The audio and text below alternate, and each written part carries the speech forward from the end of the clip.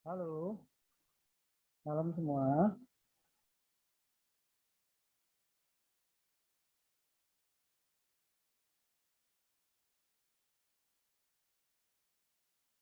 Halo, malam semua. Mohon maaf, ada kendala teknis barusan. Kepencet auto update. Auto update dulu jadinya. Sudah lewat 25 menit nih.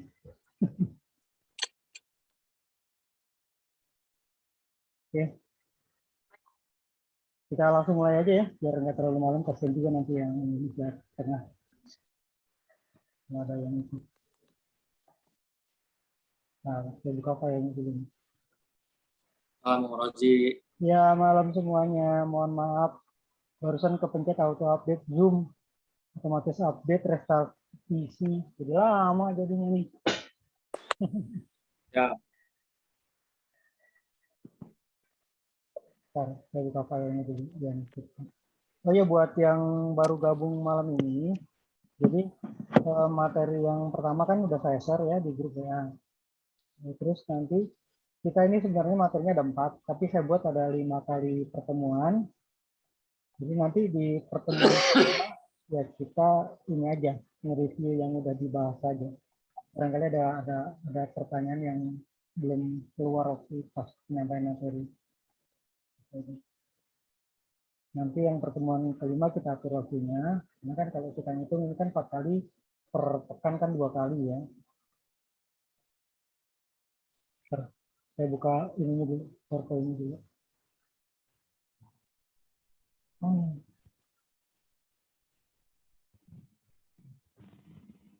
Ini barusan ada teman-teman kita yang izin karena masuk kerja nih, jadinya cuma bisa baca materi aja katanya, nggak apa-apa lah.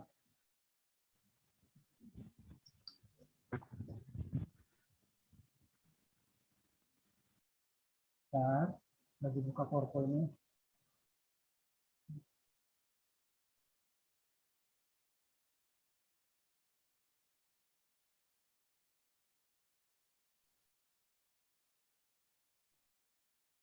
Ini saya rekam, nanti hasil rekamannya saya upload di YouTube ya, linknya nanti saya kasih. Persis kayak yang pertama kemarin. Oke, sekarang karena udah malam kita coba langsung aja mulai.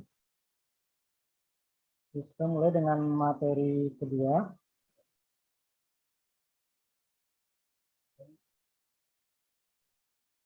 Muncul nggak share-nya?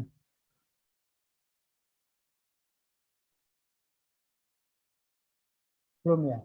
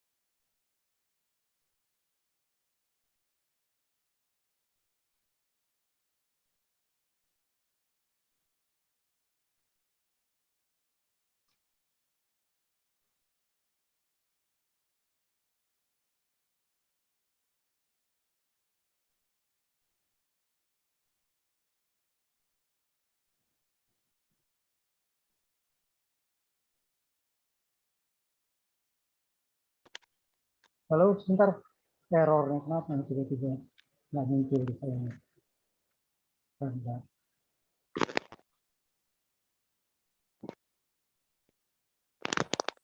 Share screen-nya muncul nggak?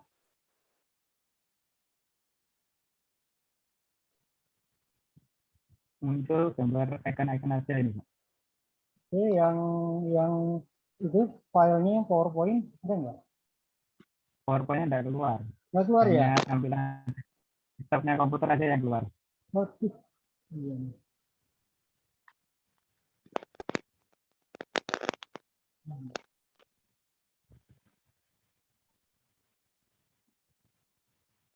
Iya. Sebentar ya, saya restart dulu nih. Ini habis update malah jadi begini. Sebentar. Nanti coba join lagi.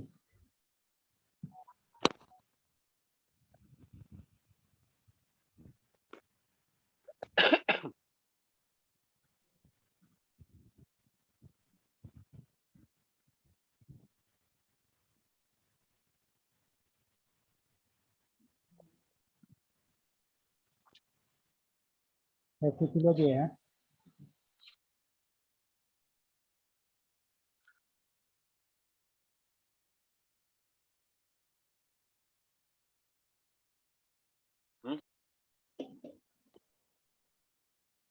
Bentar, Oh,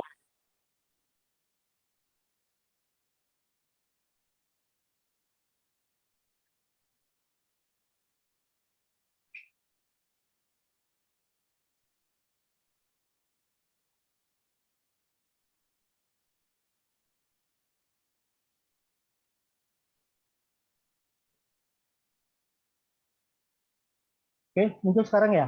Udah ya? Sudah muncul, Pak. Muncul ya, sudah ya? Oke, kita mulai. Sudah. Ini error tadi. Jadi bagian kedua ini kita mulai dengan bagian-bagian penting dari pesawat terbang. Jadi belajar air modeling itu tidak terlepas dari pengenalan atas pesawat sebenarnya. Karena seperti kita tahu, air modeling itu adalah suatu kegiatan atau olahraga yang menggunakan pesawat model kecil yang menggunakan prinsip-prinsip yang sama persis dengan pesawat terbang yang sebenarnya yang besar. Ini materi kita ada 4, yang kemarin sudah ini, yang bagaimana pesawat terbang bisa terbang. Buat yang baru gabung hari ini mungkin nanti di pertemuan kelima kita akan ulang lagi sedikit. Terus kemudian yang hari ini adalah yang bagian kedua, bagian-bagian penting pesawat terbang.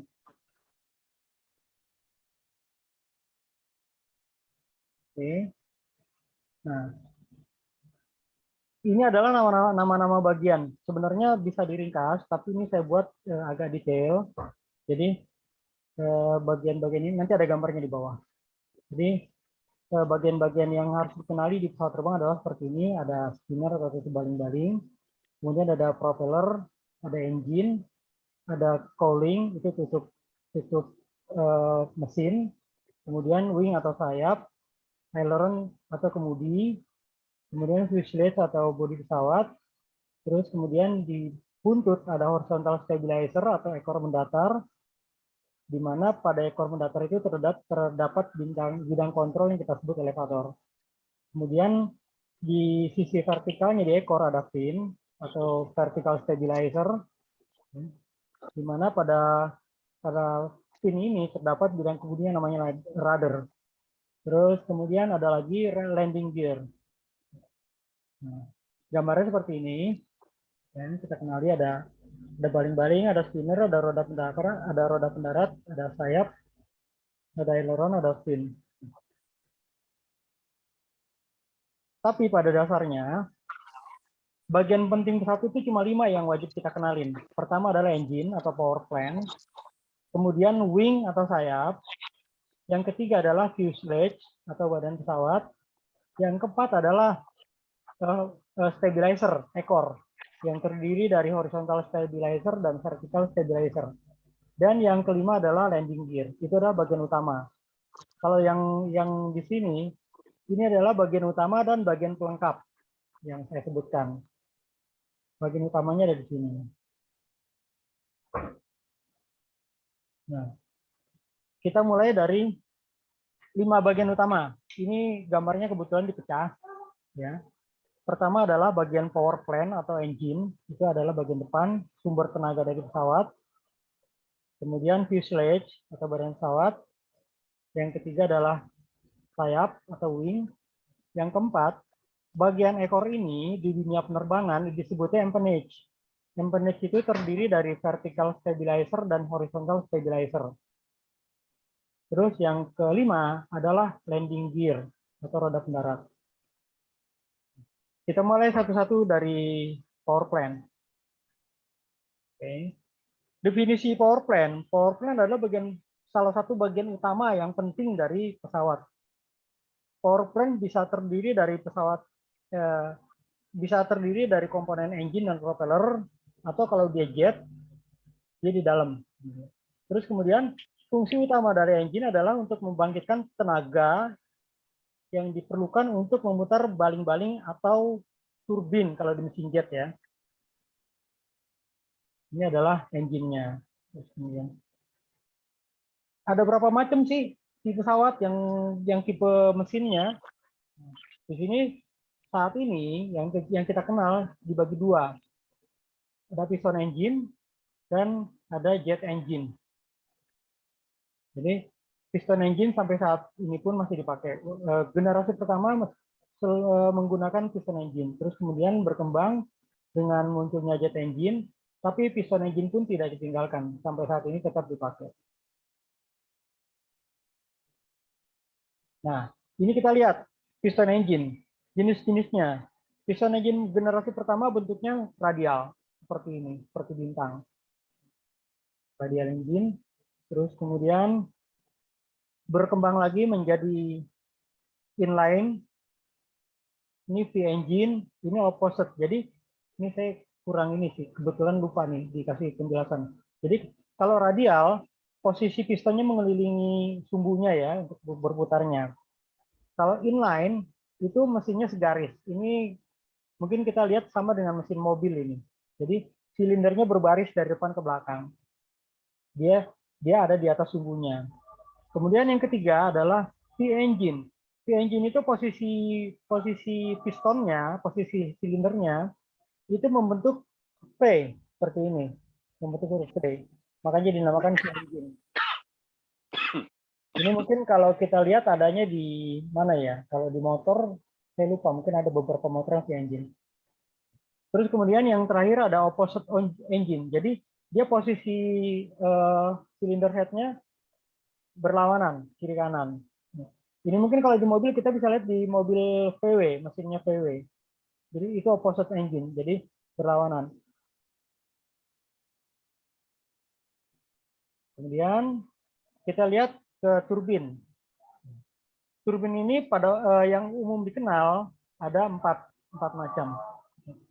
Generasi pertama adalah turbojet engine. Terus kemudian generasi kedua turbofan. Jadi turbofan itu sebenarnya gabungan antara turbojet dengan baling-baling besar di depan.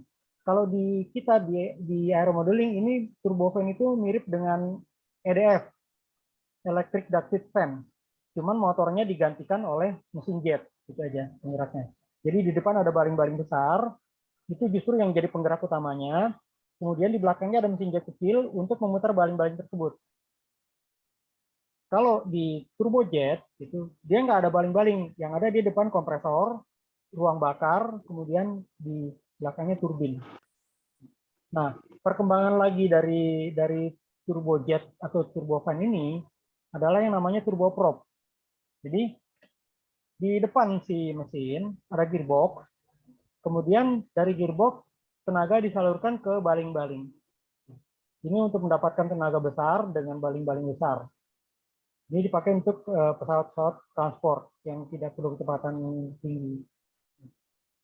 Yang di bawahnya lagi adalah yang namanya prop fan, atau kadang ini mirip dengan turbo shaft. Jadi prop fan atau turbo shaft ini asnya yang dipakai untuk memutar propeller bukan di depan tapi di belakang.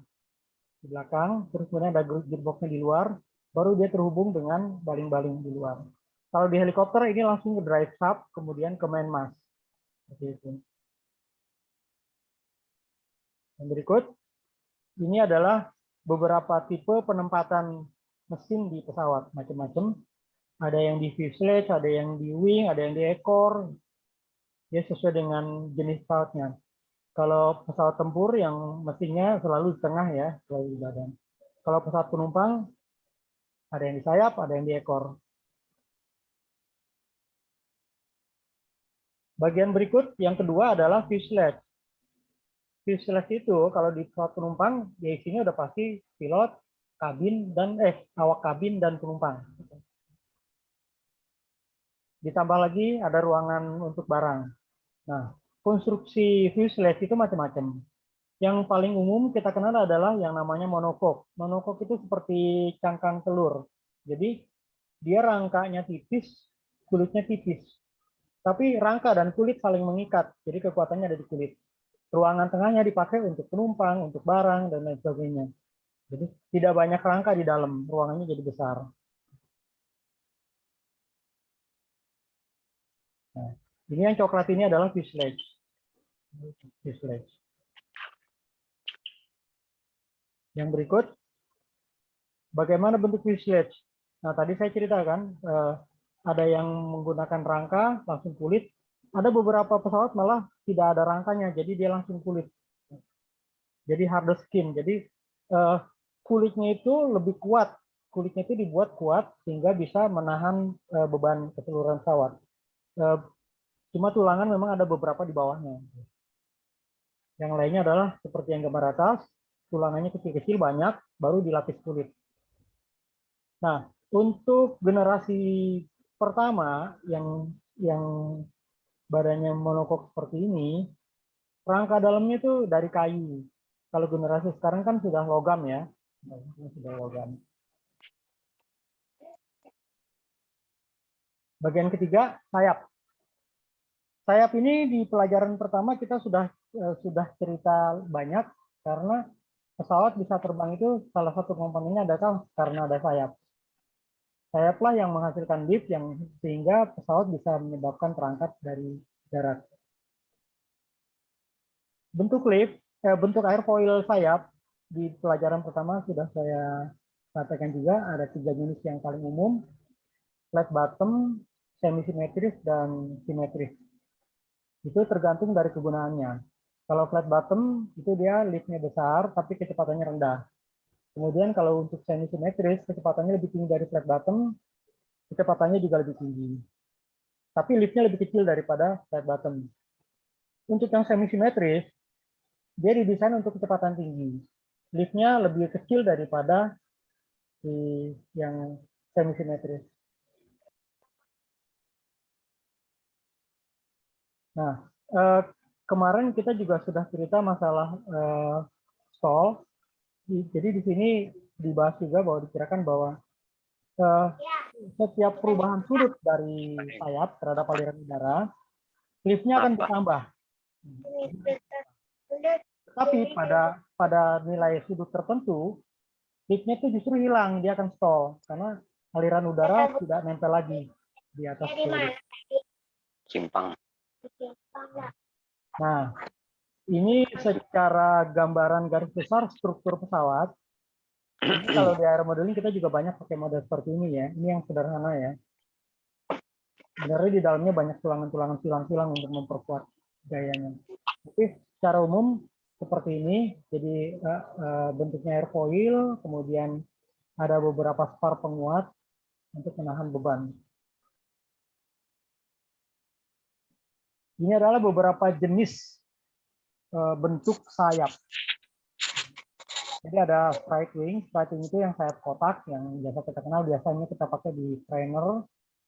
Terus kemudian ada tapered wing itu yang seperti yang di kanan ini, yang lebar di pangkal sayap dengan di ngerut berbeda, jadi mengerucut ke ujung. Kemudian sweepback wing, ini kita lihatnya sering di pesawat penumpang ya, yang sayapnya miring ke belakang, sweepback. Terus kemudian yang tengah ini delta wing. Bentuk sayapnya seperti ini, delta, bentuknya segitiga. Terus kemudian yang paling bawah, yang paling kanan bawah, ini variabel geometry wing. Jadi sayapnya itu bisa diatur dari mulai dia rata sampai membentuk sudut ke belakang. Ini gunanya begini, ini biasanya pesawat-pesawat ini pesawat supersonik. Jadi karena sayapnya tipis dan luas areanya kecil, pada saat dia take off, dia butuh lift besar kan? Kalau dia pakai sayapnya sudah miring ke belakang, itu liftnya kecil dan perlu kecepatan tinggi untuk menghasilkan lift. diakalin, dia pakai variabel geometri. Jadi pada saat dia take off, sayapnya dibuat lurus seperti straight wing ini. Dibuat lurus seperti straight wing. Begitu dia sudah take off, kecepatannya sudah transonic, mendekati supersonic atau subsonic, baru dia rubah sayapnya sudutnya ke belakang. Sayap sudut ke belakang, liftnya kecil, tapi dragnya juga kecil, jadi dia bisa terbang dengan kecepatan lebih tinggi.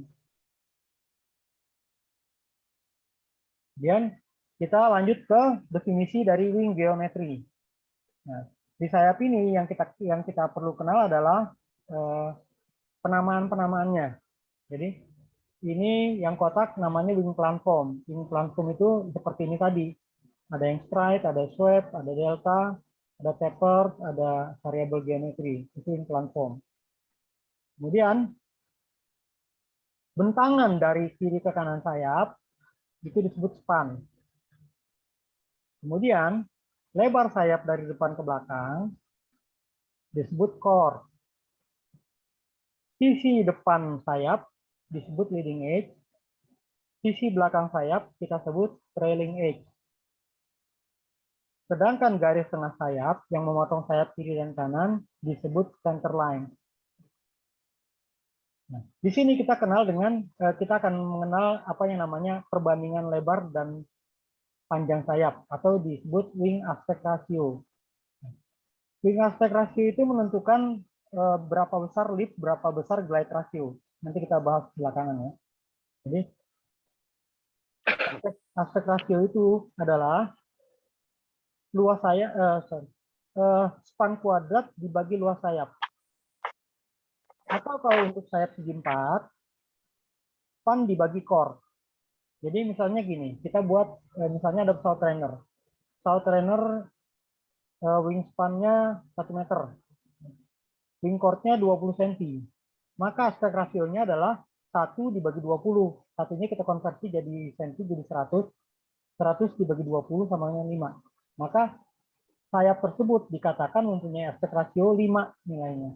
Karena perbandingan antara panjang dan lebarnya 5. Kemudian dari airfoil. Airfoil adalah penampang samping dari sayap. Ini juga ada penamaannya. Jadi sisi yang paling tinggi ini, ketebalan yang paling tebal dari airfoil, itu namanya thickness. Kemudian garis lurus yang mempertemukan ujung leading edge dengan ujung trailing edge, itu adalah chord line. Tetapi selain chord line, ada lagi yang namanya camber line.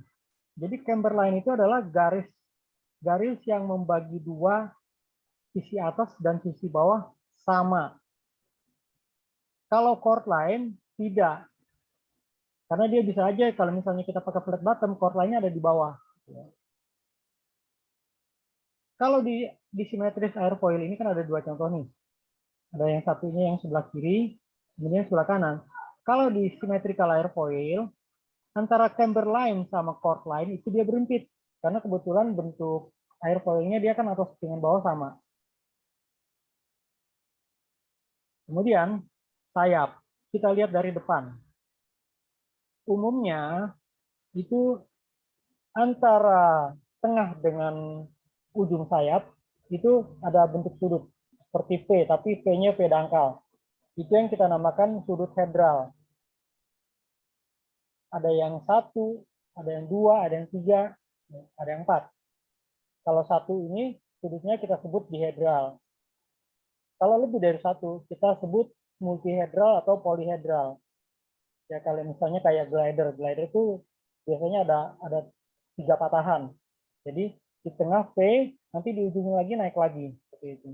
Itu polyhedral. Kita lanjut ke empennage atau bagian ekor. Bagian ekor pesawat ini ada 2 bidang yang menempel di situ. Yang satu adalah vertical stabilizer atau fin. Yang satunya lagi adalah horizontal stabilizer. Vertical stabilizer, bidang yang bergeraknya namanya rudder. Sedangkan horizontal stabilizer, bidang yang bergeraknya namanya elevator. Gambarnya seperti ini. Nah ini. Ini semuanya disebut empennage. Bagiannya horizontal stabilizer. Di horizontal stabilizer ada elevator. Kemudian vertical stabilizer atau fin, ya, bagian yang menempel di sini bidang kontrolnya namanya rudder.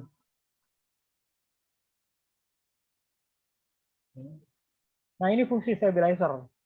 Fungsi stabilizer adalah untuk mempertahankan stability pesawat baik di sisi vertikal maupun horizontal. Jadi, kalau dia terbang lurus, hidungnya harus lurus, tidak naik ke atas, tidak naik ke bawah, tidak miring ke kiri, tidak miring ke kanan. Itulah fungsi dari stabilizer. Kalau stabilizernya tidak simetris, pesawat akan condong ke satu sisi di mana bidang itu miring. Katakan misalnya finnya yang miring. Kalau finnya miring ke kiri, maka hidung pesawat akan cenderung beloknya ke kiri. Atau kalau di ke kanan, dia akan cenderung ke kanan. Demikiannya juga dengan horizontal stabilizer. Jika horizontal stabilizer tidak rata, maka ada kemungkinan hidung pesawat akan naik atau turun.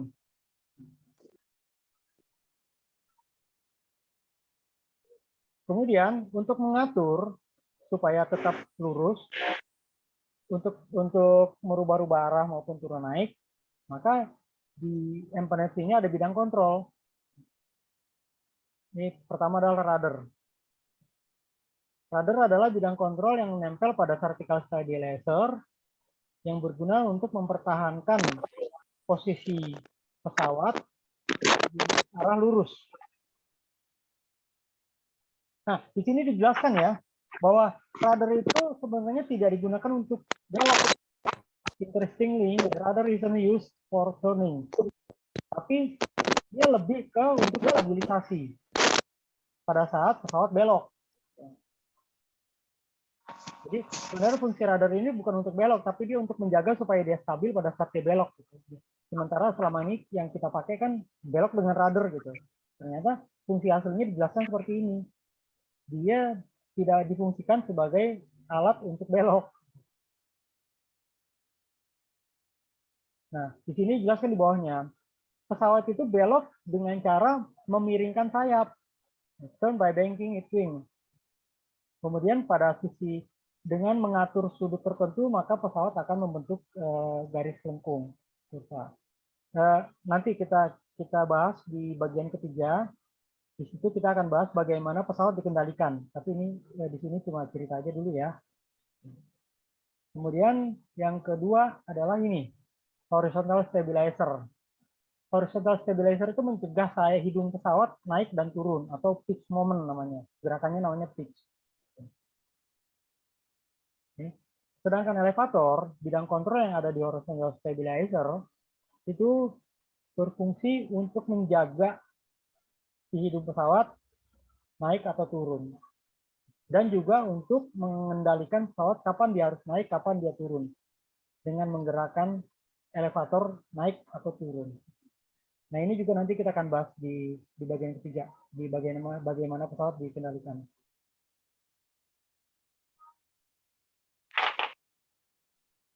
Nah, ini jenis-jenis vertical stabilizer. Di bagian pertama kemarin, Om Bima pernah nanya nih mengenai posisi horizontal stabilizer terhadap vertikal. Jadi di sini kita bahas yang vertikalnya aja.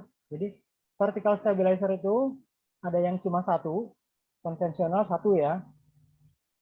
Terus kemudian posisi horizontalnya terhadap si vertikalnya ada yang konvensional. Konvensional itu artinya posisinya si horizontal itu ada di bawahnya fin ya. Bentar, saya ambil contoh.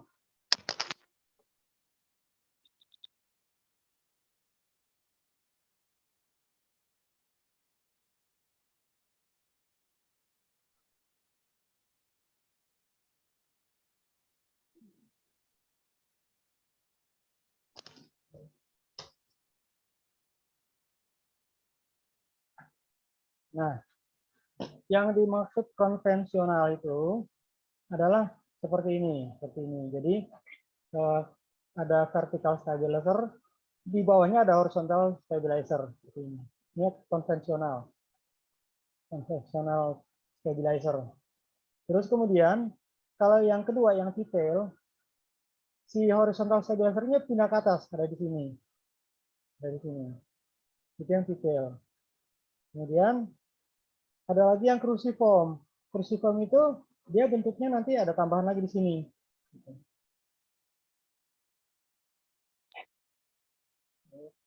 Lanjut lagi ke multiple stabilizer.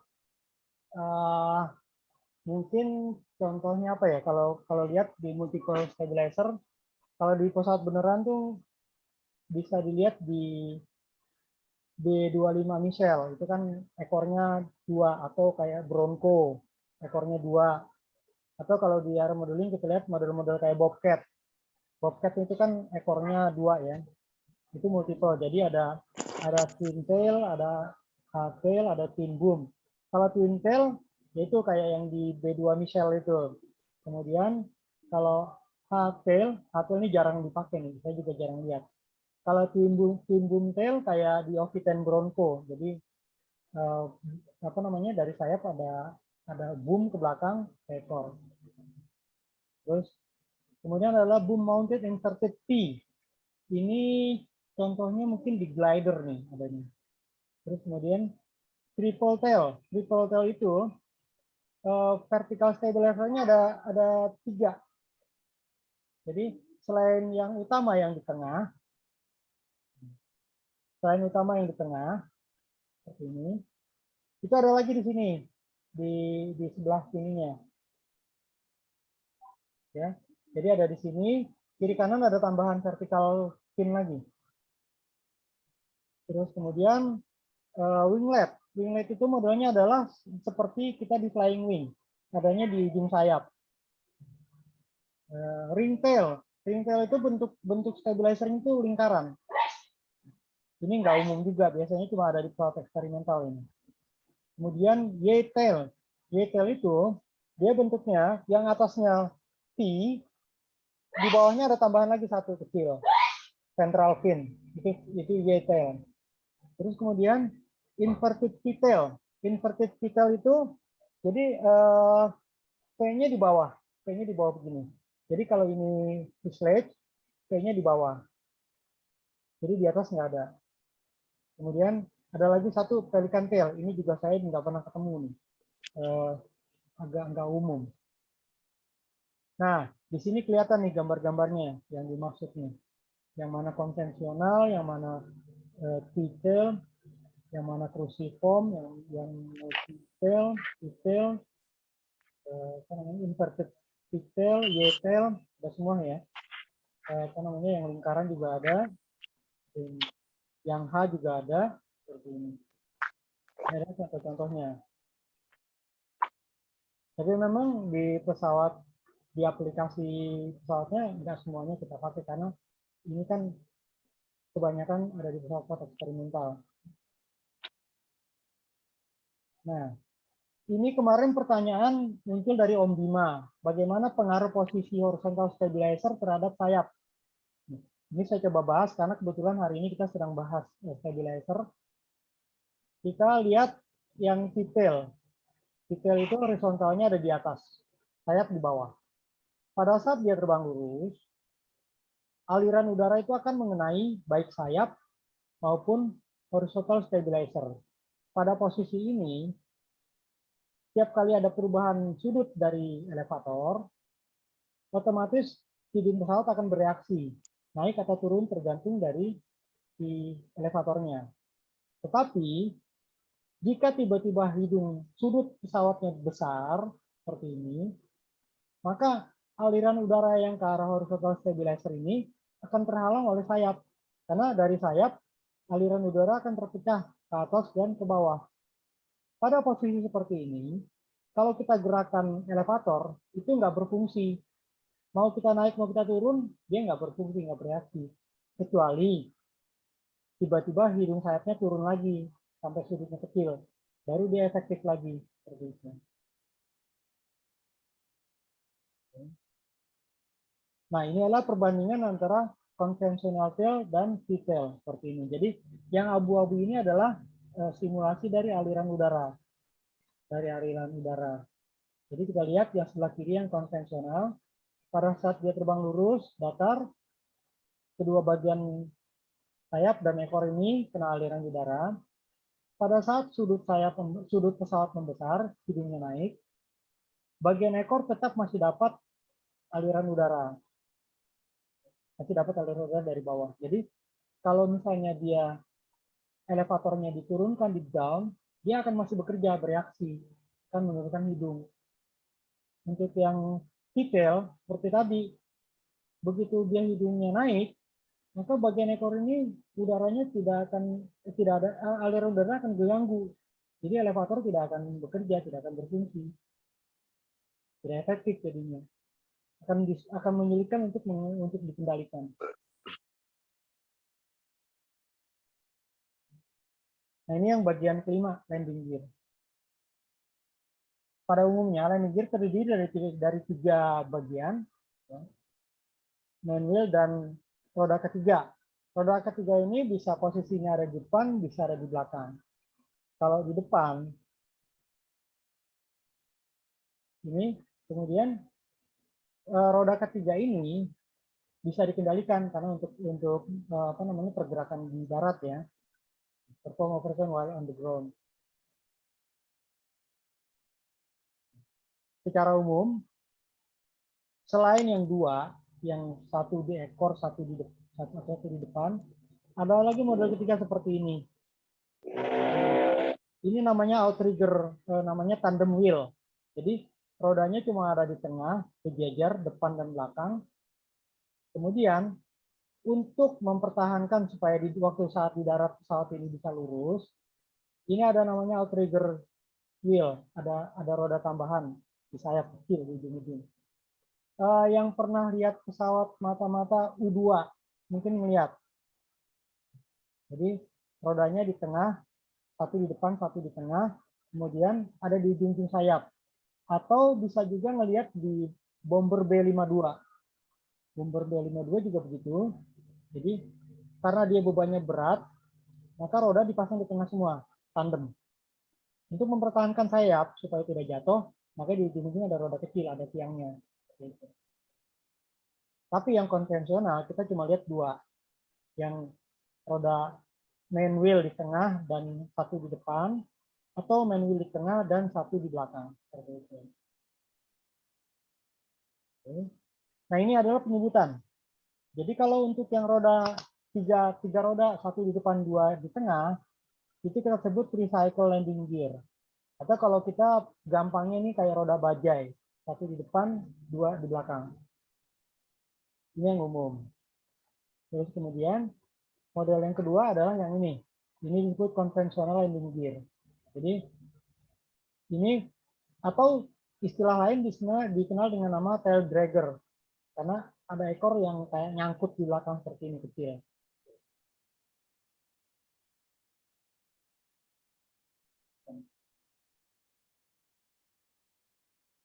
Ini adalah tail dragger atau konvensional landing gear.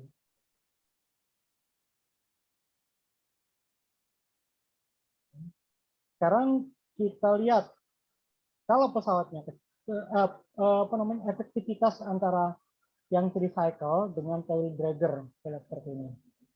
Yang atas adalah posisi roda yang tricycle. Posisi roda seperti ini, pandangan pilot ke landasan pada saat pesawat di darat itu tidak terhalang, dia bisa lurus. Ya. Jadi pada saat take off dan landing ini lebih mudah.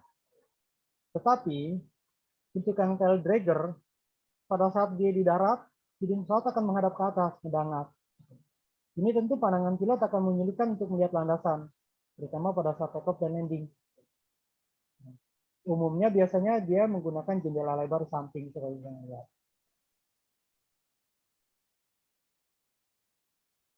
Materi kali ini begitu. Kalau ada pertanyaan silakan kita jadi bahas aja yang terakhir. Boleh nanya di luar ini juga nggak apa-apa. Ini share-nya saya tutup dulu.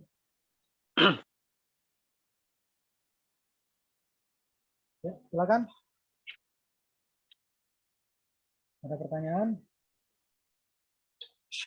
Selamat malam Om, nanya. Ya, Om Denny lagi. Silakan. Ini Om, Yuk. tadi kita bahas ada apa namanya, sebetulnya atau sebenarnya rudder itu bukan berfungsi sebagai alat belok ya. Di pesawat benernya Om, kita kan bicara di pesawat Ya, benernya. Hmm. ya pesawat bukan sebagai alat belok ya. Ya. Nah, awalnya pesawat tuh, awalnya pesawat dibuat, itu sudah memikirkan belum sih untuk yang alat belok? Sepertinya kalau kita sekarang itu untuk guling ya. Kalau yang dia di wing itu wing sistem guling. Awal-awalnya dulu apakah terpikirkan bahwa yang belok itu sebagai alat belok itu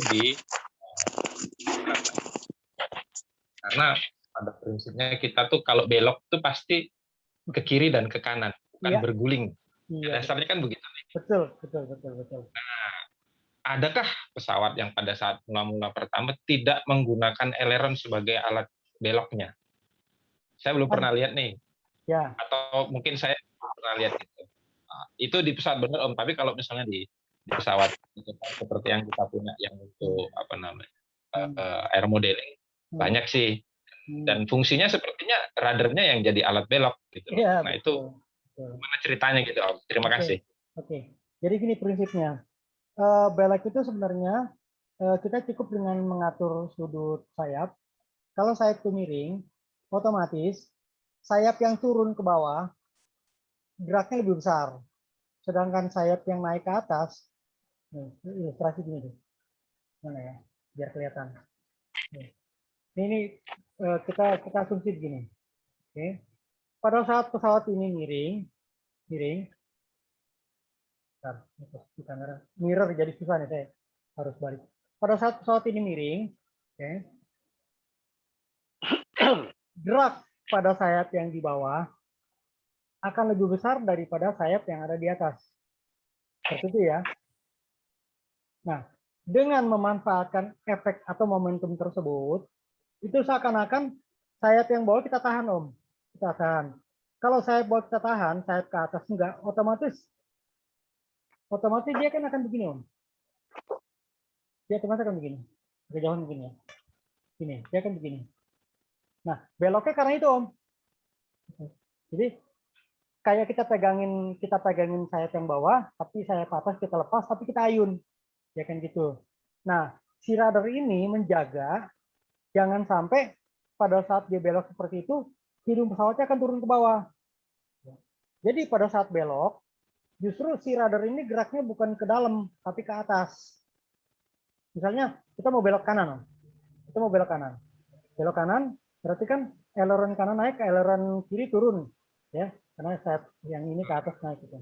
Nah, pada saat posisi ini, justru si rudder ini beloknya ke arah kiri supaya si hidung ini jangan sampai turun. Jadi belok diusahakan hidungnya tetap datar. Oh, begitu. Sebenarnya, seperti itu. Seperti itu. Tapi kalau dia ya, gimana? Jadi kalau mau belok ke kiri, saat beneran nih, mau belok ke kiri, berarti sebelah kiri turun nih ya? Belok ke kiri, aileron kiri naik, kan sayapnya yang turun. Oh, belok ke kiri, aileron kiri naik, aileron kanan turun, sayap kiri turun, ya, sayap kanan naik, ya. Radarnya ke kanan. Oh, begitu. Kalau radarnya ke kiri, bukan kalau radarnya ke kiri, dia akan melintir ke bawah, jadi spiral. Oh, ya. Ya, gitu, oke, paham. Sudutnya tambah besar kan, kalau dia ke kiri juga kan. Jadi dia harus nahan supaya hidungnya tetap naik ke atas gitu. Karena posisinya miring. Gitu. Nah, di situ horizontal stabilizer-nya fungsinya jadi apaan? Boleh dipakai kombinasi. Jadi menjaga tetap dia lurus. Jadi ada dua cara. Dia menggunakan rudder untuk menjaga dia tetap lurus. Kedua, dia juga bisa menggunakan horizontal elevator untuk menjaga dia tetap lurus. Ya, maksudnya elevator, sorry. Iya. Maksudnya elevator. Ya gitu. Jadi bisa. Elevatornya itu fungsinya. Kalau di pesawat benar, Ya, bisa kombinasi, bisa kombinasi.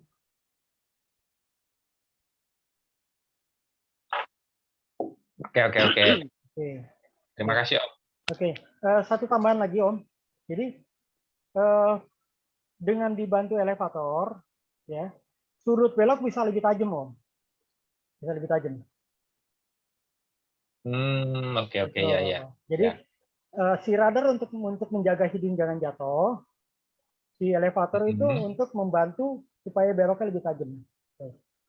Kalau tanpa bantuan elevator kan mungkin dia akan radiusnya besar kan, karena dia akan slip sliding gitu. Tapi dengan bantuan elevator di up, dia akan tajam jadinya.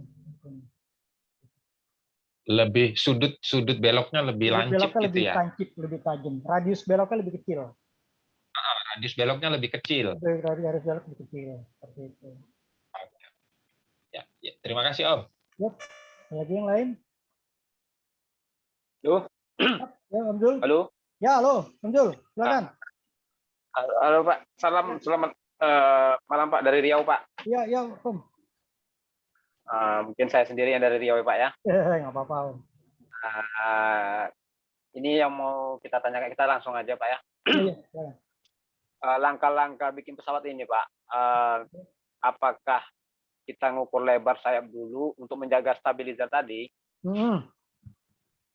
Apa yang langkah pertama kita lakukan? Apakah mengukur lebar sayap dulu, baru nanti ekor sama oncongnya gitu ya? Oke. Untuk menjaga stabilizer tadi, apa itu pakai rumus atau cemana gitu Pak? Oke. Ini Ya, mungkin garis besar aja yang saya ceritain ya. Jadi dalam desain pesawat yang pertama kita hitung adalah sayap dulu, Om. Sayap dulu Pak ya. Ya, karena dia komponen utama. Kalau sayap sudah dihitung, kita bisa memperkirakan berapa bobot pesawatnya nanti. Ya. Terus kemudian setelah luas sayap didapat, kita bisa juga menghitung luasan ekor. Karena luasan ekor kan ada syaratnya. Dia harus sekian persen dari luas sayap. Kalau kurang, dia tidak efektif. Kalau lebih, dia terlalu responsif. Seperti itu. Nah, yang kita mau buat nanti pesawat seperti apa? Nah, itu akan kita sesuaikan luasannya. Setelah dapat itu semua, luas sayap dapat, asumsi berat dapat, kita nanti bisa hitung, kita butuh tenaga mesin berapa besar untuk menggerakkannya supaya terbang. Gitu. Langkah-langkahnya. Untuk detailnya nanti kita yang di materi lanjutan ada cara mendesain, cara menentukan ukuran, cara menghitung komponen-komponen elektriknya. Nanti kita akan di dasar kita cuma bahas lintas saja. Oke, udah lagi Om? Pak. Ya. Itu aja dulu Pak, nanti kita pengen yang penting itu tadi yang pertemuan ketiga Pak ya. Ya. Apakah pertanyaan ini apakah mungkin sembarang kita ukurannya ke belakang sama ke depannya kan gitu. Ada, nanti ada hitungannya, ada contohnya, ada contohnya, ada buat latihannya nanti. Oke. Itu saja Pak. Oke. Yang dari Riau. Lanjut. Salam sama teman-teman yang di Jawa. Baik. Salam Om. Assalamualaikum. Waalaikumsalam. Ada lagi? Oke. Ya. Jadi tanya ya. Oke. Ya, terima kasih minta waktunya. Ya. Ini saya masih pemula, jadi masih belum pernah buat. Baru lihat baru jalan. Iya.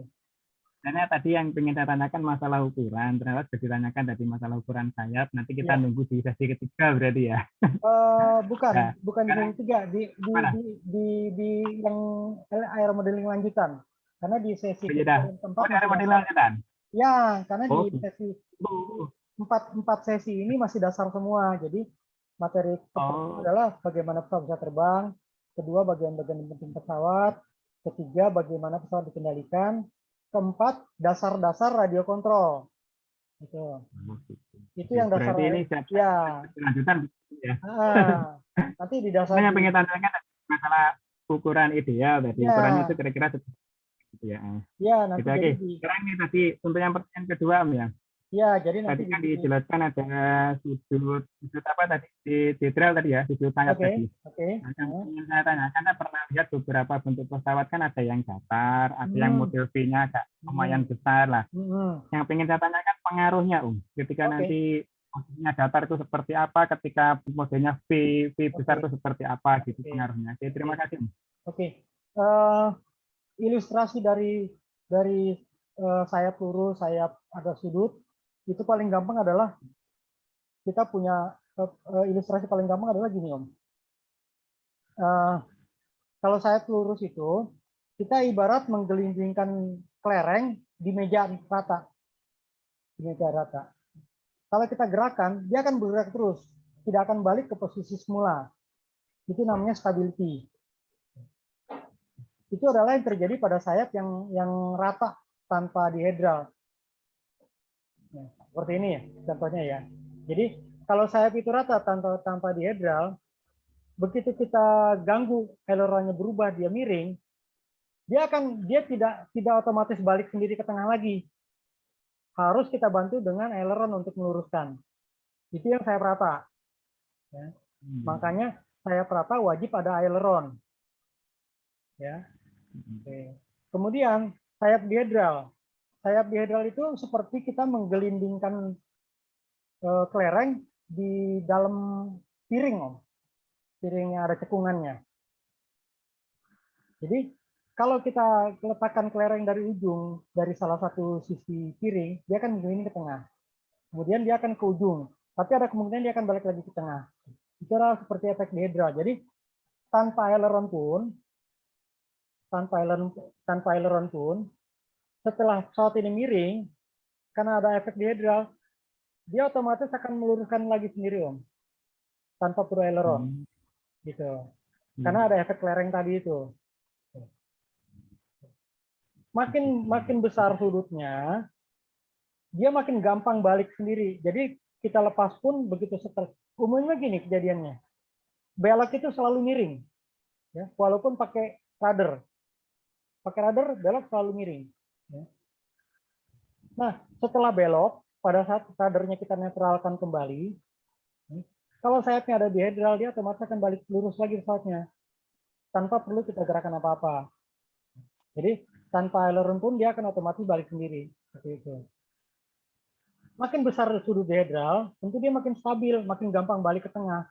Cuma kelemahannya, makin besar sudut dihedral, dia justru malah jadi nggak bisa belok, Om. Dia malah susah belok. Jadi tiap kali kita miringin, dia kan akan berusaha ngelawan lagi, lurus lagi gitu. Akhirnya nggak belok-belok. Pesawatnya jadi lurus terus gitu, nggak tahu kemana. Gitu.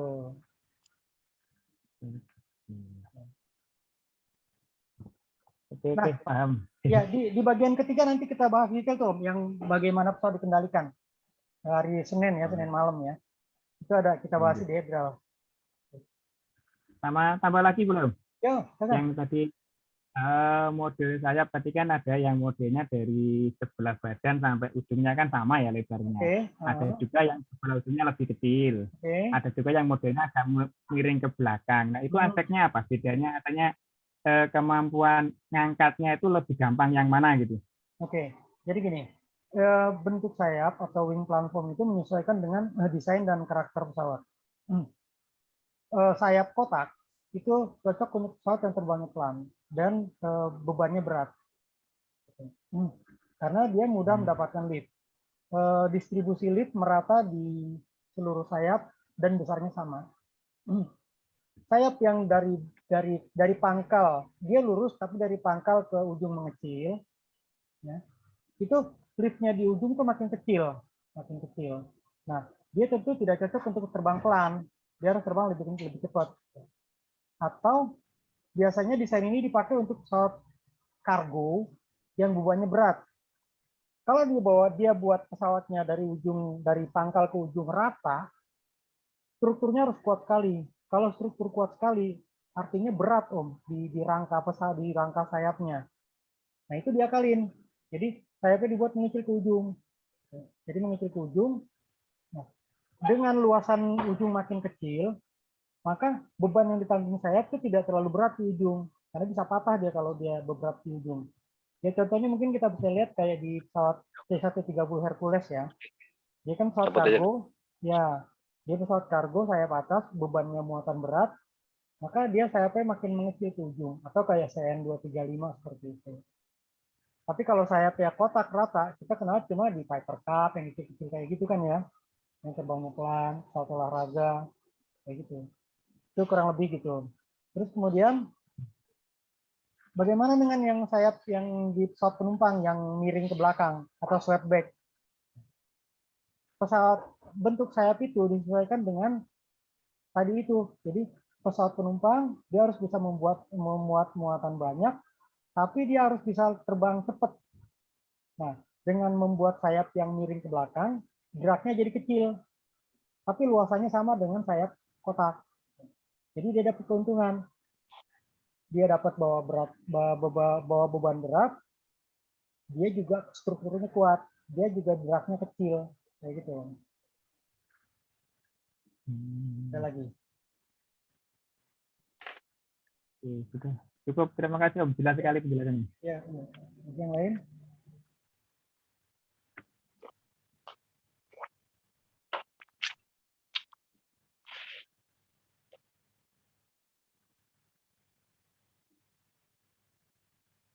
Pertanyaan lagi? Kamu bilang, Om Egi?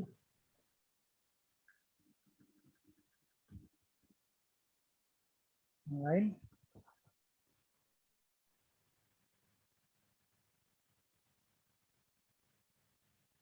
Nih, di chat Dewa nanya nih, pantas pesawat saya sering nggak bisa belok. Ini kenapa? Kegedean dihedral. Ya.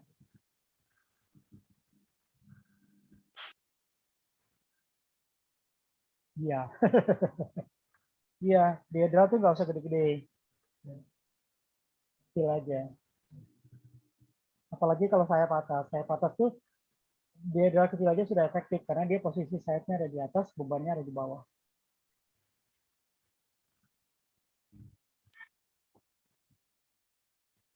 Ada lagi? Tadi saya lihat awal 10, sekarang tinggal 8. Berarti ada 2 yang keluar ya. Siapa nih? Nggak tahu saya.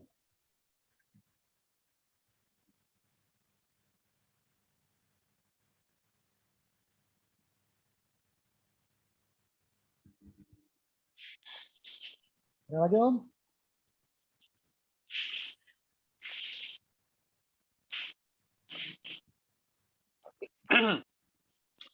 Kalau kita kayaknya belum ada pertanyaan lagi Pak. Pak D. Iya, iya. Ya. Jadi mungkin gini aja. Nanti kan kita ada tambahan 1 pertemuan tuh. Kalau ternyata memang dari nanti kan setelah ini kan saya share nih materi hari ini, mungkin bisa dibaca-baca. Iya Pak D. Biasanya setelah baca-baca itu akan ketemu, oh iya saya lupa mesti nanya ini, oh iya saya pengen tahu yang ini, kayak gitu ya biasanya. Ya betul-betul. Jadi nanti kita share aja. Ya supaya nanti di share di grup filenya Pak D Ya, biar ya. kita kan jadi untuk mengingat ingat baca-baca. Ya. Saya sengaja share-nya belakangan setelah kita ketemu, karena supaya pada saat baca materi itu, oh iya yang dijelasin kemarin tuh kayak gini gitu. Kalau saya share duluan di depan, kadang-kadang kan apa sih yang ini gitu kan? Kok saya belum tahu gitu kan? Jadi mendingan belakangan aja setelah jelasin baru di share. Om Bima, kayaknya Om Bima udah hafal ini. Kalau kita masih termasuk amatir Pak D. Masih belajar Om Roji. Sama aja, kita sama, di sini kan kita sama-sama belajar nih gitu doang. Menangnya saya kan cuma saya pernah tahu duluan gitu doang. Iya, ya. Kalau kita cuma 1 tahun terbang, kalau belum ada terbang ini, kita mau terbang juga nanti pesawatnya. Iya, iya.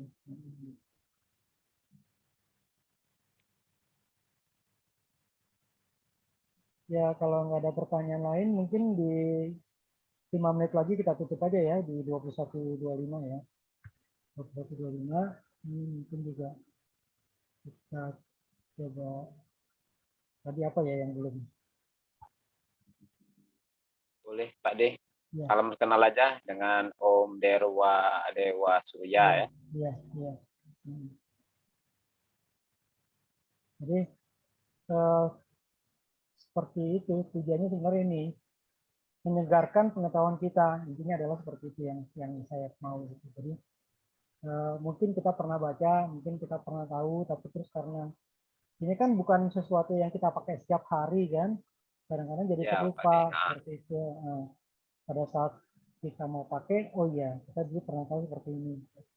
Dengan adanya catatan, dengan adanya modul-modul kayak gini, kita kan bisa buka-buka lagi, kita lihat lagi. Ya, terus terang sih modul yang saya buat ini kan memang belum sempurna sekali. Jadi ini kursus ini yang ke-6 sebenarnya. Jadi dulu sempat saya adakan langsung offline di rumah dari tahun 2018 gitu. Cuman karena pandemi ya udah saya juga nggak berani kan. Terus kemudian dicoba lewat grup WA. Itu sempat 2 kali jalan. Jadi yang air modeling dasar dan air modeling lanjut. Cuman saya ngerasa di WA itu kan nggak interaktif ya. Kadang ada yang sempat baca sekarang, kadang bacanya besok. Jadi apa yang disampaikan hari itu nggak ketangkep semua karena pertanyaannya munculnya besoknya karena baru sempat baca gitu. Karena dengan adanya media daring, ada media daring seperti ini kita sangat terbantu. Kita bisa secara online, bisa interaktif, ada materi, ada tanya jawab seperti itu.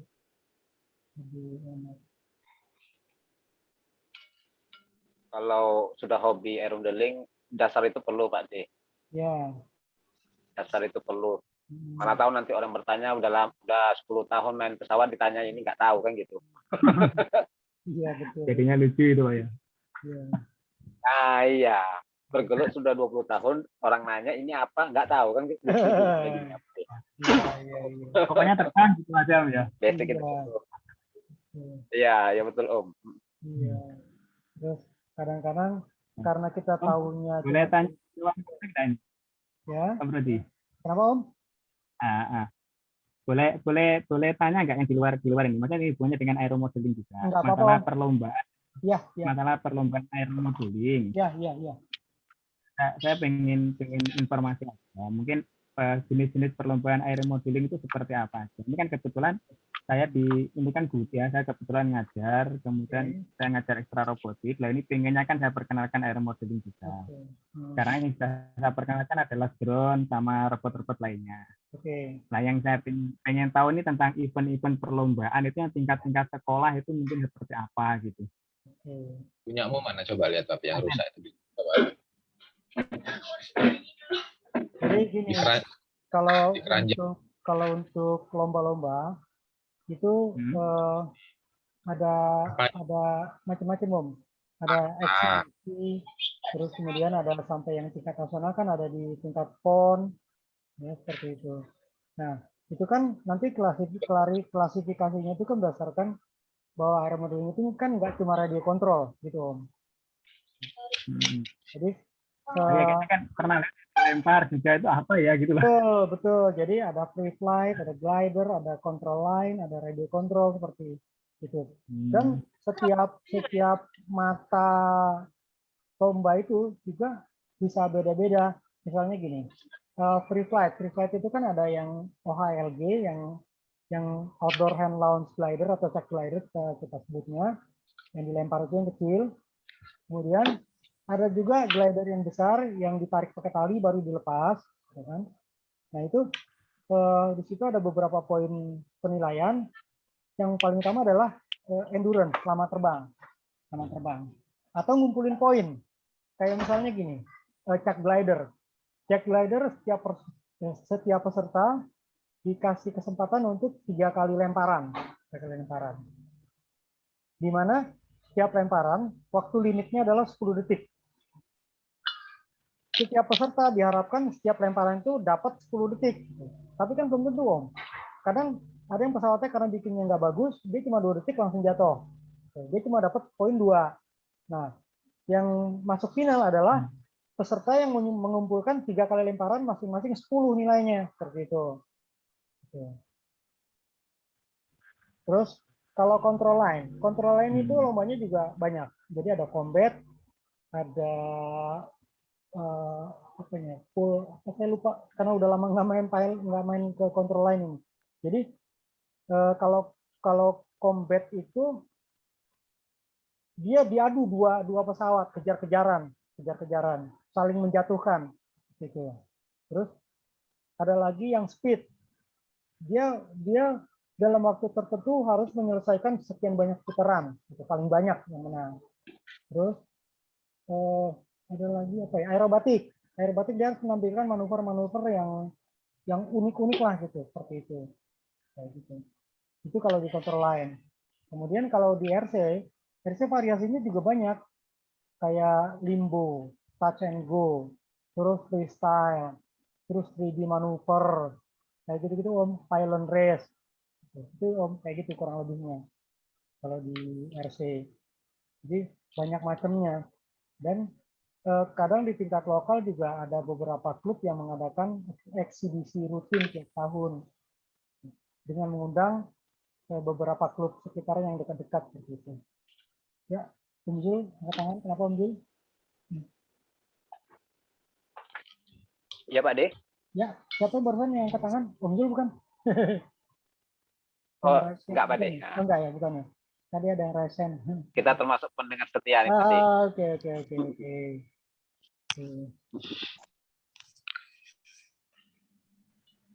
Ya, gimana Om Amin, ada lagi Om Amin?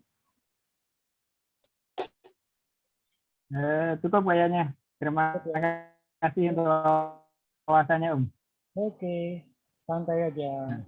Nanti kapan-kapan lagi setelah kursus juga kita adain lagi kayak gini-gini lah, biar nambah wawasan. Iya, betul Pak De. Oke. Terus ini ada pertanyaan nih di chat nih dari Om Egi nih. Bentuk bodi pesawat dan sayap pesawat, spesifikasinya ada spesifikasinya tidak Om? Harus berapa? Oh ini sama pertanyaannya tadi dengan Om Zul ya? Ya Pak De. Bagaimana menentukan iya. Oke. Nanti detailnya kita akan ada di materi yang aeromodeling lanjut karena ini kan udah ngitung kan. Sementara di dasar ini kita coba memperkuat fondasi pengetahuan kita dulu supaya nanti pada saat kita ke lanjut kita udah tahu namanya, bagaimana bentuknya seperti itu. Betul Pak De.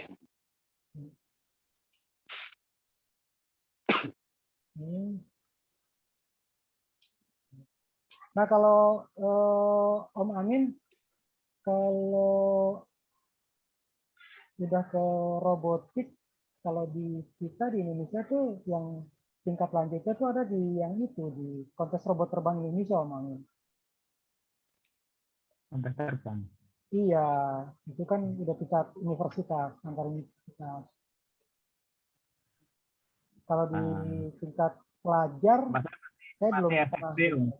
Avatar masih kepribadian aja ini. Ya, kalau di tingkat pelajar tuh lebih banyak sih di ini Om Amin, di free flight, di rubber power, terus kemudian di flight glider tuh Om Dendi yang hafal tuh. Ya, obeng yang tipis deh. Oh, ya, boleh tak tanya satu lagi Pak De? Ya, silakan. Aero modeling kan gitu ya Pak De ya. Aero kalau kita mengartikan secara manual, aero itu langit ya Pak De ya. Boleh aero, langit, boleh udara. Udara model, bisa. modeling, model ya Pak De ya. Betul. Ya, itu kan secara perkata ya Pak De ya. Ya. Jadi mau saya tanyakan nih, aero modeling itu apa ya Pak De? Aero modeling. Oke. Definisi aero modeling ya.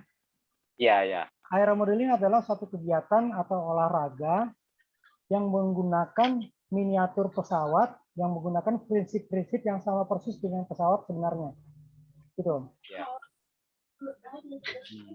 Jadi kegiatan atau olahraga yang menggunakan miniatur pesawat, di mana miniatur pesawat itu menggunakan prinsip-prinsip dari pesawat yang sebenarnya. Jadi sebenarnya di aero modeling itu semua prinsip yang ada di pesawat sebenarnya itu kita miniaturkan, kita turunkan, walaupun tidak sekompleks, tidak serumit di pesawat sebenarnya. Gitu kurang lebih Om. Ya betul. Lagi. Pak Roji. Ya. Aku nanya Pak. Ya, silakan. Pak Roji, kenalin saya Gilang dari Depok ya. Aku mau nanya Pak, Ya, Om. mungkin aku kelewat atau gimana ya. Tadi itu kan bahas tentang elevator ya. Oke. Hmm. Aku mau tahu elevator itu yang paling efisien lah, yang rekomendasinya dari untuk aeromodeling tuh yang mana gitu Pak? Eh, kalau rekomendasi kita kembali lagi Om. Om bikin Yap. pesawatnya jenis apa? Ya mungkin kita kan aku seneng glider lah. Oke. Aku seneng cocoknya pakai Pitel Oke. atau tadi kan ada T-tail terus ada lagi model H gitu ya. Oke. Ya dan sebagainya lah. Itu yang paling rekomendasi itu yang mana gitu loh Pak? Oke. Untuk glider, Glider trainer ya. lah. Oke, glider trainer ya, bukan speed glider ya. Ya. Oke. Kalau glider trainer itu luas yang kita pakai adalah luasan pertama gini Om. Luasan horizontal stabilizer itu umumnya antara 30 sampai 35% dari luas sayap. Itu dulu yang pertama patokannya. Terus kemudian berapa luas elevatornya? Luas elevatornya adalah 20 sampai 25% dari luas horizontal stabilizer. Nah, gitu tahapannya. Jadi luas sayap dulu kita cari tahu nih. Begitu luas sayap cari tahu, untuk ekor kita pakai patokan 35% dari luas sayap. Ketemu 30% ya Pak? 35%, 30 sampai 35% dari luas sayap. Setelah itu ketemu, baru kita cari berapa luas elevator yang kita perlukan. Nah, luas elevator yang kita perlukan adalah 25% dari luasan horizontal stabilizer. Oke. Elevator gitu juga Pak De ya? Sama. 20%. Sama Ya, Pak De ya? sama. Terus kemudian radar gitu juga ya? sama radar juga. Untuk radar itu, untuk vertical stabilizer itu 50% dari horizontal stabilizer atau setengahnya. Nah, tadi Om Gilang bahasnya yang vital ya? Iya. Oke. Apa vital atau apa yang rekomendasi lah. Intinya untuk glider dan trainer lah. Intinya pesawat santai lah. Kalau santai sih mendingan yang konvensional aja Om. Yang biasa. Karena begini, kalau vital itu kan itu sebenarnya V-nya itu kan sebenarnya gabungan dari horizontal dan vertikal. Nah, kita harus hati-hati ngitung luasnya. Jadi luasan permukaan si vital ini harus merepresentasikan vertikalnya dan horizontalnya Om. Jadi nggak sembarangan.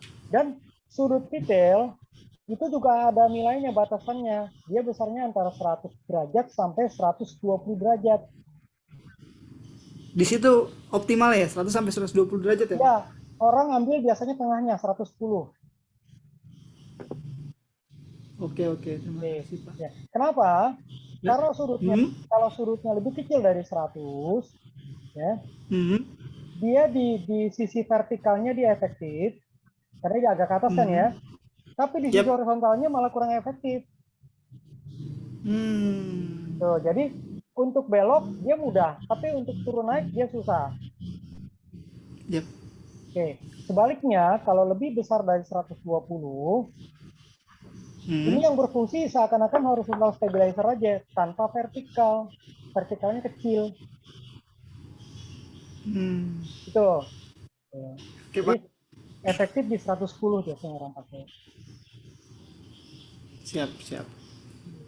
Karena aku patokan vital itu pernah aku lihat pesawat ini kan. Lihat pesawat kayak Talon itu kan. Talon itu kan pakai vital. Jadi aku pikir apa itu efektif gitu loh. Untuk pesawat-pesawat seperti itu gitu loh. Karena kan itu jenisnya masih trainer ya, Pak. Atau glider, Pak. Iya, Talon sebenarnya masuknya ke glider. Glider ya. Nah, karena itu bingung juga, kok pakai vital gitu. Oke. kenapa dia vitel?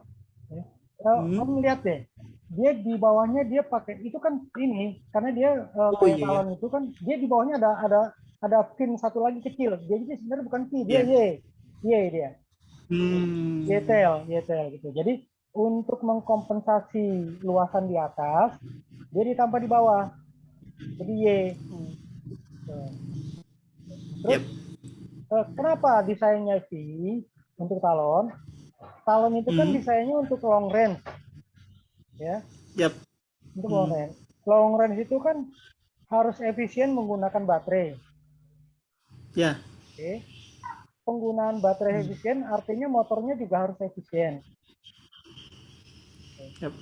Kalau di depan motor ada ekor, nih contohnya yang konvensional ini. Oke. Aliran udara yang ke baling-baling kehalang oleh fin. Oke. Kalau dia bentuknya V, ya. Di tengah-tengah V itu kan seakan-akan ada terowongan angin kan, langsung ke baling-baling kan. Iya. Nah, ada jalan lah gitu. Jadi ada jalan. Si baling-baling itu akan efisien karena udara yang mengalir dari depan akan langsung diterima oleh si baling-baling, nggak nabrak fin dulu gitu. Iya. Jadi kalau konvensional ini sebenarnya bermasalah juga, nggak efisien karena angin yang mengalir ke arah baling-baling sini udah nabrak fin ini dulu, mungkin udah bergolak, udah ada turbulensi kayak gitu Om. Kalau lurus dia lebih efisien, jadi lebih hemat si motor, jadi lebih hemat baterai, lebih efisien gitu aja. Salah satu desainnya kayak gitu Om. Siap. Terima kasih banyak Pak Roji. Sama-sama. Ada lagi? Mau tanya lagi Pak Ade? Ya, Tom. Halo? Ya, halo. Ya. Ini terutama bagi yang pemula-pemula ini. Nggak apa-apa. Apa namanya perangkat-perangkatnya ini Pak Ade untuk next pertemuannya kan? Oke. Misalnya nanti supaya jangan terkejut nanti jangan sampai memasang perangkat dengan coba-coba gitu Pak Ade. Iya. Karena resikonya kayak berasa ada keluar jin istrinya begitu kan. Kalau jadi pengalaman kan rekan-rekan atau om-om yang sudah pengalaman perangkat-perangkat cocok itu dibuat tabelnya misalnya nanti propeller ini ESC-nya berapa ampere supaya nanti bagi pemula jangan terkejut nanti sedang asik-asik terbang tahu sudah keluar jinnya yang masih mumpung jatuh ke air kalau ke semak-semak gitu yang daerahnya yang banyak utang kan gitu resikonya gitu Pak Ade. Nah itu Pak. Nanti di itu tadi di materi lanjutan itu nanti ada jadi ada pertama bagaimana mendesain pesawat. Jadi kita dari nol. Jadi kita berusaha ngitung dari nol. Kita mau bikin pesawat seperti apa? Kita ngitung dari nol. Bentuknya kita nggak tahu, nggak punya bayangan. Ukurannya kita nggak punya bayangan, tapi kita coba turunkan berdasarkan rumus-rumus sampai nanti berbentuk pesawat. Terus materi yang berikutnya adalah bagaimana menentukan komponen, bagaimana menghitung ESC, bagaimana menghitung motor, bagaimana menghitung baterai, bagaimana juga menghitung servo. Seperti itu. Kita akan bahas. Itu ya tujuannya tadi seperti Om bilang untuk menghindari kesalahan pemilihan komponen karena itu juga jangan sampai nyesel belakangan udah habis duit banyak, gagal terus, malah ngerusak kayak gitu. Itu tujuannya. Iya. Setuju. Kalau ngabisin duit tidak seberapa betul lah Pak Ade. Kita ke musibah yang jantungannya ini. Kebakaran rumah orang apa gitu kan itu takutnya. Betul. Jadi dia aero modeling ini saya terus terang di aero modeling ini memang baru tahu gitu kan. Tahunya pas di YouTube memang kalau dibandingkan dengan EC yang di darat sama udara air lebih asik yang di udara ini. Kita aja pengalaman baru udah bisa terbang mau terbang terus aja nggak tahu waktu mau pagi mau apa ada waktu kosong mau terbang aja bawaannya gitu kan kalau nggak terbang suntuk kepala. Iya. Dan jangan sampai semangat itu hilang karena kita salah ngitung gitu ya akhirnya kapok. Iya takutnya itu seperti itulah Pak Ade. Kalau cuman dia ke tempat aman sih nggak masalah. Iya. kita yang tempat-tempat yang takut jatuh di rumah orang, jadi kebakaran itu takutnya. Karena saya tengok di YouTube itu Lipo itu memang lumayan juga kita nengok apanya fatal baterainya ini kan. Nanti juga mungkin sesinya ada di KAI, saya akan buat setelah saja masukan Pak D. Untuk bagi-bagi pemula ini. Kalau udah Om senior udah pengalaman lah. Ya nanti juga kita akan coba adakan sesi umum aja ya. Ini kan sesinya sesi kursus nih ya. Jadi mungkin nanti ada sesi umum juga masalah safety atau regulasi di area modeling kita akan coba bahas gitu kan. Kan untuk yang KAI besok baru kita mulai nih, malam minggu besok jam 8 saya baru coba mewawancarai admin-admin KAI ya. Jadi kita coba menggali kapan mereka mulai kenal air modeling, kenapa mereka terjun ke air modeling, terus siapa aja sih orang-orangnya gitu kan. Selama ini kan paling di admin KAI yang orang kenal cuma saya, Om Julius kan. Padahal ada 3 lagi di belakangnya karena 5 adminnya gitu. Nah, mulai besok per 2 minggu saya akan coba. Setelah sesi itu, nah topik-topik umum saya akan coba untuk semua member KAI. Kita diskusi aja. Mungkin siapa yang mau jadi narasumber gitu, nanti kita coba undang, dia akan cerita, dia akan menyampaikan seperti itu. Kita coba. Kayaknya menarik ya kalau daring gini ya, karena interaktif ya.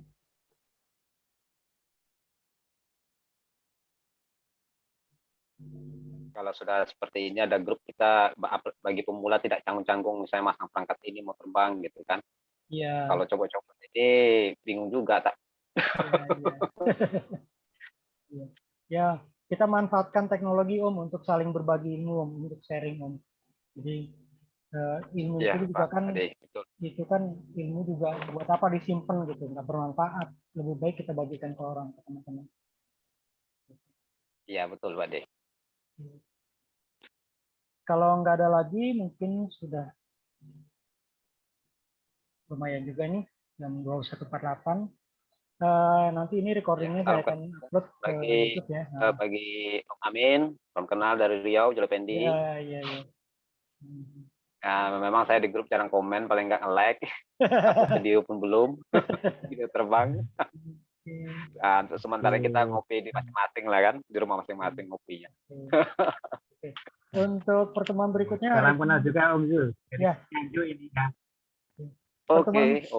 Pertemuan berikutnya hari Senin malam nggak ada masalah kan ya, nggak ada kendala ya, bisa ya? Insya Allah Pak De. Siap kalau gitu. Oke. Materi kali ini saya sudahi dulu aja. Sampai ketemu nanti di hari Senin malam. Selamat malam. Assalamualaikum warahmatullahi wabarakatuh. Waalaikumsalam warahmatullahi Terima wabarakatuh. kasih Om Roji, selamat malam.